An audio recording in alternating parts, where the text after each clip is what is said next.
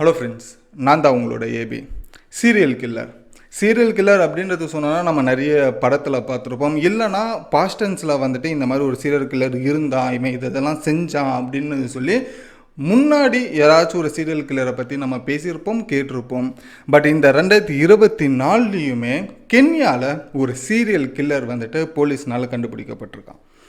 என்ன நடந்தது அப்படின்றத பார்த்தோன்னா, வெறும் ஒருத்தன் கிட்டத்தட்ட 42 பெண்களை கொன்று அவங்கள பீஸாக வெட்டி அந்த உடல்களை ஒரு மிகப்பெரிய ஒரு பிளாஸ்டிக் பையில் போட்டு பக்கத்தில் இருக்கிற குப்பை மேடுகளை வந்துட்டு தூக்கி வீசியிருக்கான்.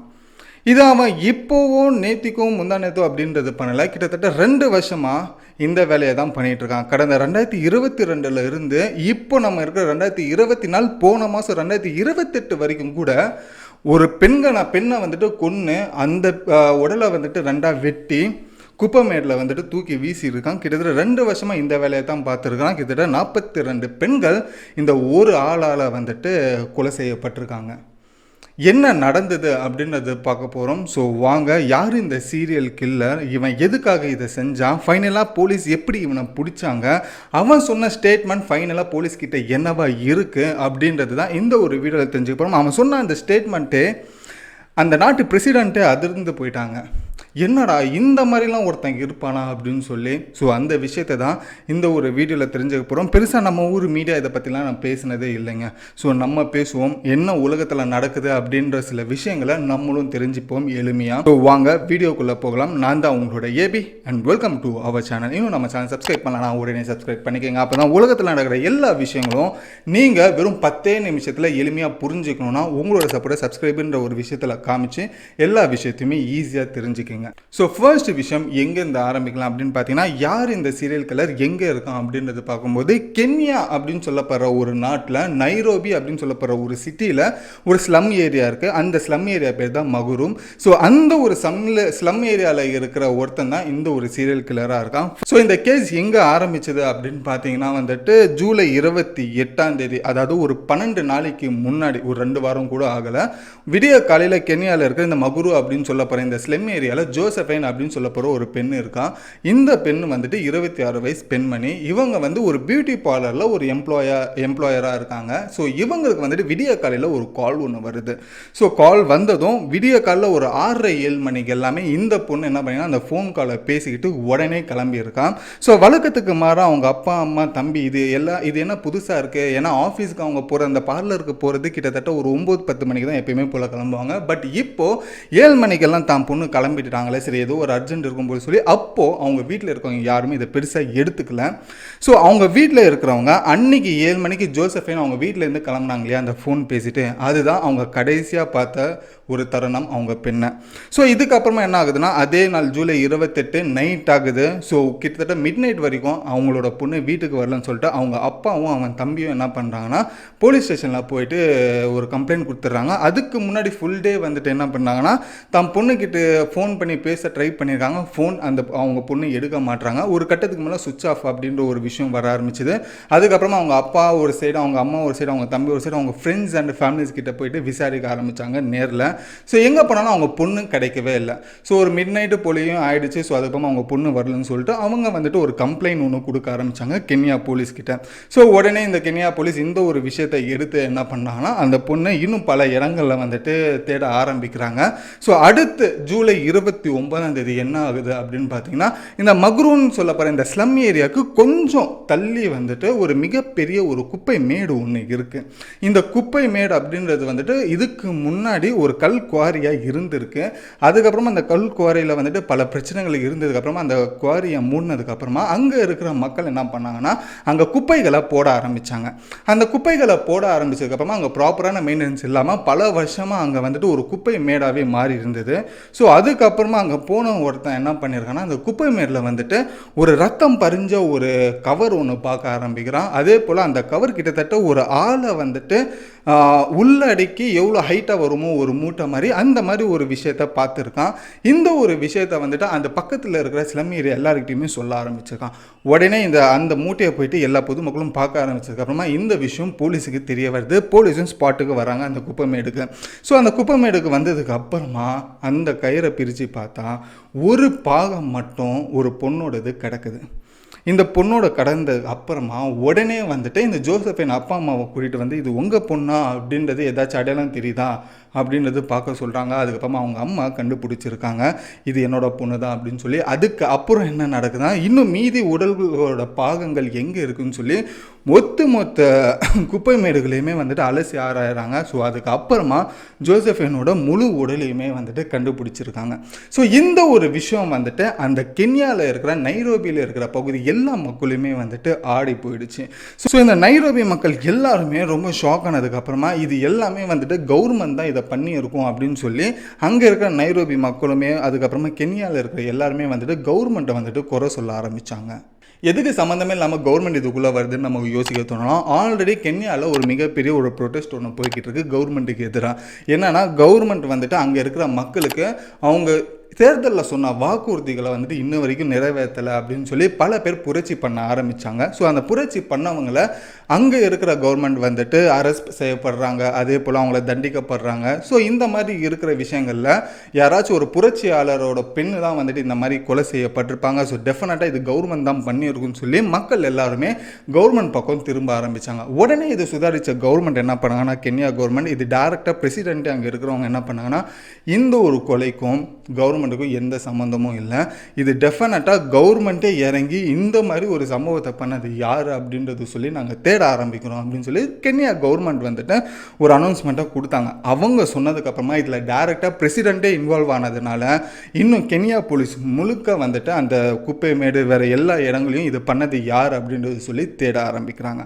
இது தேட ஆரம்பித்ததுக்கு அப்புறமா அந்த குப்பை மேடுகளை இன்னும் பல போலீஸ் ஃபோர்ஸை இறக்கி வேறு ஏதாச்சும் அங்கே கிடைக்குதா அப்படின்றது பார்க்க ஆரம்பித்தாங்க. அந்த குப்பை மேடு மிகப்பெரிய ஒரு குப்பை மேடுகளாக இருக்கும். இப்போ நீங்கள் பார்க்குற ஃபோட்டோஸ் எல்லாம் அந்த ஒரு குப்பை மேடில் எடுத்த ஒரு விஷயம்தான். ஸோ கிட்டத்தட்ட ஒரே நாளில் 8 பிணங்களை வந்துட்டு எடுத்திருக்காங்க கென்யா போலீஸ். அங்கே இருக்கிற பிரசிடெண்ட்டும் சரி, அங்கே இருக்கிற போலீஸும் சரி, அங்கே இருக்கிற மக்கள் எல்லாருமே பயங்கரமான ஷாக்கு. என்னதான் நடக்குது, இத்தனை உடல்கள் வந்து இந்த குப்பை மேடில் புதஞ்சி இருக்கே அப்படின்றது சொல்லி ஒரே நாளில் 8 பிணங்களை வந்துட்டு 8 மூட்டைகளை கண்டுபிடிச்சிருக்காங்க கென்யா போலீஸ். சரி, அது எல்லாத்தையுமே வந்துட்டு கலட்டி பார்க்கும்போது எல்லா பாடிஸுமே வந்துட்டு டீகம்போஸ் ஆகியிருக்கு, எந்த ஒரு அடையாளமும் தெரியாமல் இருந்திருக்கு. ஸோ இது வந்துட்டு ஒரு மிகப்பெரிய ஒரு பிரச்சனை அப்படின்னு சொல்லி கென்யாவில் இருக்கிற கவர்மெண்ட்டுக்கு இது தெரிய ஆரம்பிக்குது.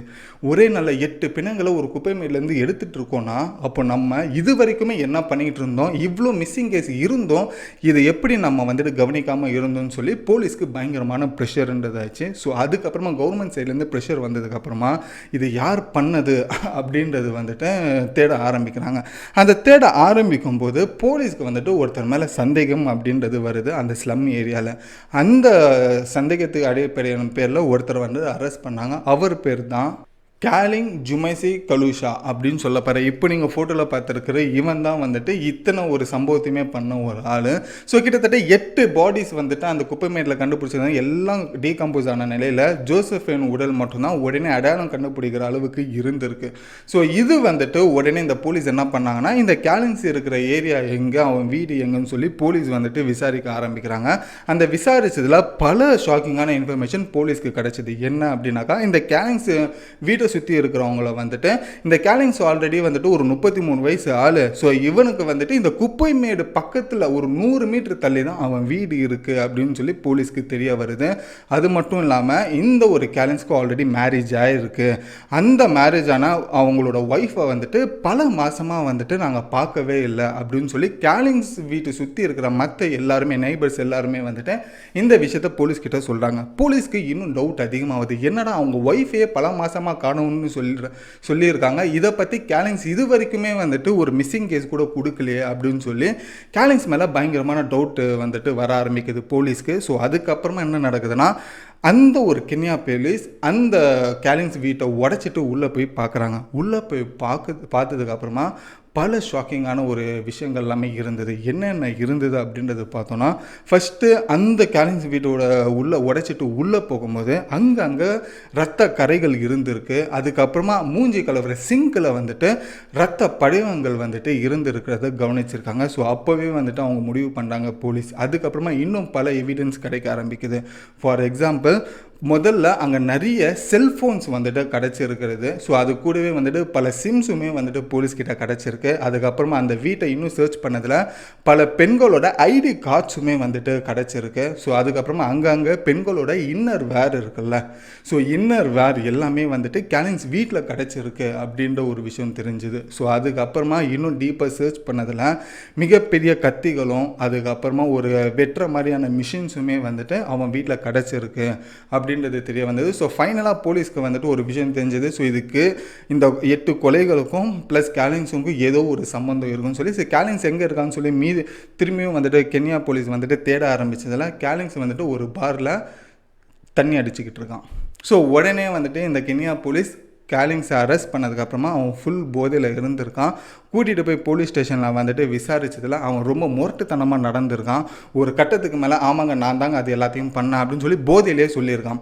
ஸோ இது போதையில் சொன்னபோது கென்யா போலீஸ் வந்து இவன் போதையில் தான் சொல்கிறானா இல்லை உண்மையிலேயே சொல்கிறானன்றது பல கன்ஃபியூஷன் இருந்தது. ஸோ அதுக்கப்புறமா கேலின்ஸ் அடுத்த நாள் விசாரித்ததில் அவனுக்கு போதையெல்லாம் தெளிஞ்சதுக்கப்புறமா நிறைய இன்வெஸ்டிகேஷன் பண்ணும்போது போலீஸே வந்து ஆடி போயிட்டாங்க. அவன் சொன்ன ஒரு வாக்கு மூலத்தில் என்ன சொல்லியிருக்கான்னா, 2022லேருந்து 2024 வரைக்கும் போன மாதம் ஜூலை வரைக்கும் வந்துட்டு நான் கிட்டத்தட்ட 42 பெண்களை வந்துட்டு நான் கொன்று இருக்கேன்.